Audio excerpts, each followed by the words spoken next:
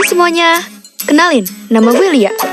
Gue punya satu pengalaman horor yang bahkan belum pernah diceritain ke ortu gue sampai sekarang. Entah kenapa, kalau gue mau cerita tuh bawaannya jadi takut gitu. Kayak ada yang ganggu setiap kali gue mau cerita. Jadi, waktu gue lulus SMP, gue mutusin buat pindah ke kota Bogor dan sekolah SMA di situ. Gue tinggal bareng sama om dan tante gue karena ortu gue belum bisa nyusul. Bahkan ya, yang ngurus pendaftaran sekolah gue juga om sama tante.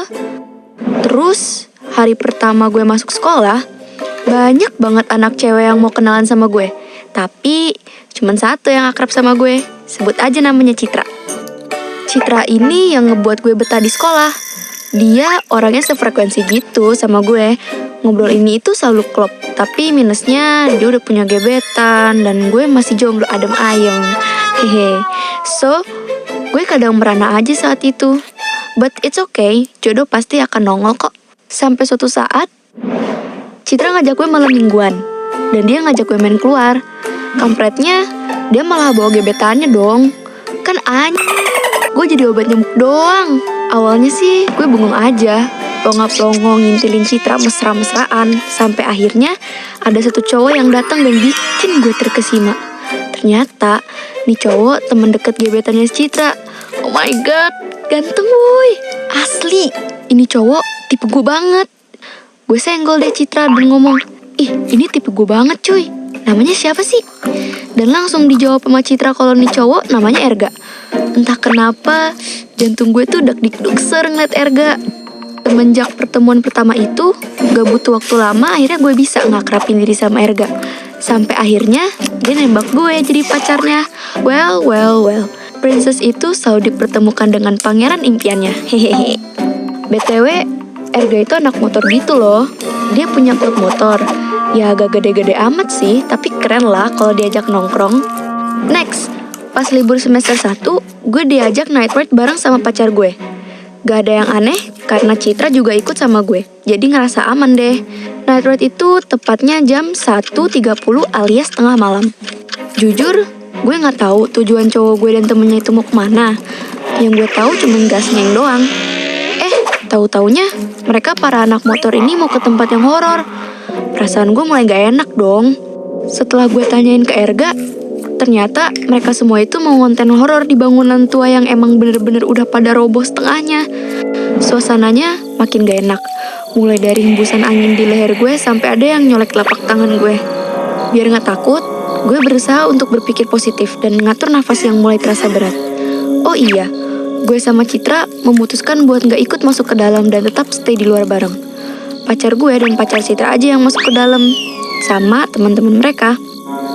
Selama cowok-cowok masuk di dalam rumah kosong itu, gue gandengin aja itu tangan Citra. Kita berdua sama-sama nunduk gak berani nengok ke sana dan kemari. Dan tiba-tiba ada suara dubrak dari atap yang ada persis di atas gue. Seketika gue blank, setengah sadar dan kaget. Erga sama yang lainnya nyamperin gue. Gue masih ingat dia nanya gini sambil megangin pundak gue. Kamu gak kenapa-napa kan? Ada suara apa tadi? Entah kenapa, gue langsung minta pulang saat itu juga. Pulang yuk, takut banget gue di sini. Dan sialnya, di saat bersamaan, anak-anak yang lain pada panik. Ternyata, Citra sedari tadi yang ada di sebelah gue tahu-tahu ngilang entah kemana. Akhirnya, kita semua cari Citra ke sana dan kemari. Udah sampai hampir jam azan subuh, tetap gak ketemu. Kita semua mutusin buat nyari pas malam besoknya. Selama gue di rumah, gue selalu ngerasa ada yang ngikutin gue.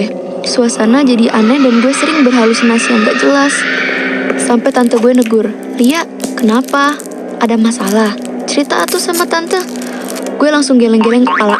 Gue gak mau orang lain tahu kalau teman gue hilang. Meskipun gue bingung kalau ortu Citra nyariin, gue harus jawab apa ya? Malam berikutnya, gue sama pacar gue beserta teman yang lain balik lagi ke lokasi.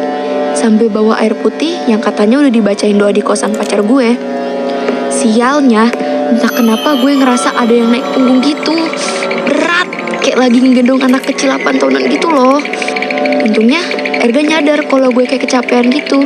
Dia langsung ngelus-ngelus punggung gue sambil bacain ayat kursi. Setelahnya, punggung gue udah ngerasa jauh lebih enteng deh. Jam udah nunjukin pukul 10:07 malam. Tapi tetep aja Citra gak ketemu. Gue nangis jadi-jadinya. Udah hampir 3 hari Citra gak ketemu. Ortunya udah nyariin. Dan suasana jadi makin runyam. Tiap malam, mimpi gue selalu sama. Citra teriak-teriak minta tolong. Perasaan gue bener-bener gak karuan tiap bangun tidur. Kepikiran, temen gue ada di mana ya? Kita semua belum berani buat ngelaporin ini ke pihak yang berwajib. Suatu ketika, gue minta tolong ke tante gue buat panggilin kiai yang tinggal di daerah kompleks. Diturutin deh sama tante gue dengan muka yang agak curiga. Soalnya, gue jadi kelihatan aneh semenjak Citra hilang.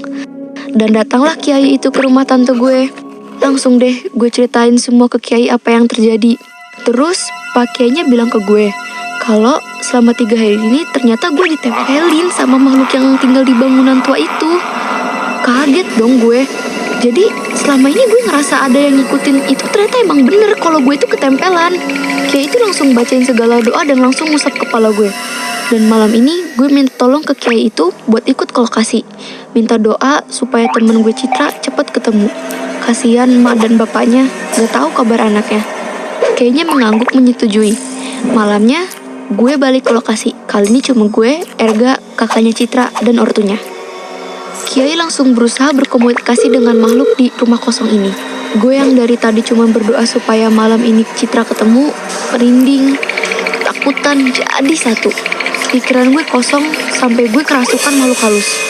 Saat itu gue lupa, intinya mendadak jadi hitam dan gelap. Kata Erga, selama gue dirasukin tuh cuma nangis, ngomong gak jelas, berontak. Yang gue ingat, gue pernah bilang selama kesurupan kayak, sakit, bantu temui tubuhku. Terus katanya gue teriak ini, jangan kotori tempatku. Dalam keadaan sadar gak sadar, sayup-sayup, gue dengar suara Citra minta tolong. Suaranya lirih. Pacar gue lah yang nahan gue supaya gak ngeberontak selama ini bacain doa. Kiai yang terus-terusan ngomong, kembalikan anak itu, keluarlah kamu dari tubuh gadis ini. Sekarang menunjukkan pukul 2 pagi. Gue lemes gak karuan. Dan di saat itu juga ada yang teriak, Bunda, Ayah, aku takut.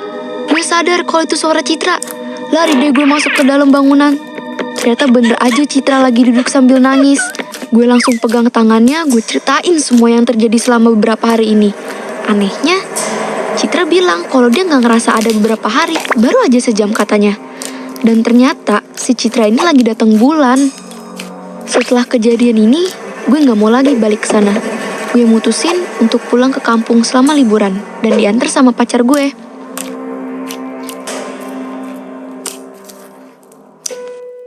Jadi, cerita ini yang tahu cuma om, tante, teman-teman motor cowok gue, ortu Citra, kiai, dan ya kalian. Kalian semua para pendengar setia GPC.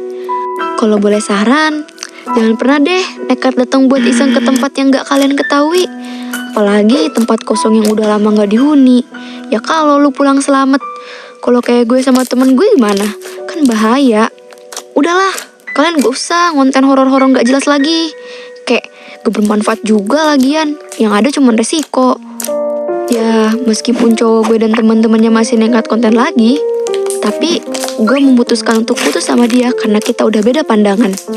Satu lagi nih, kalau lagi haid bukannya apa-apa ya. Tapi menurut gue mending istirahat di rumah deh. Gak usah aneh-aneh main tengah malam gak jelas. Takut digangguin tahu. Dan terakhir, dunia gaib itu nyata loh. Jadi please dekatkan diri kita pada Tuhan Yang Maha Esa. So, jangan lupa like, share, dan komen channel Gue Punya Cerita ya. Hayo, pada subscribe ya.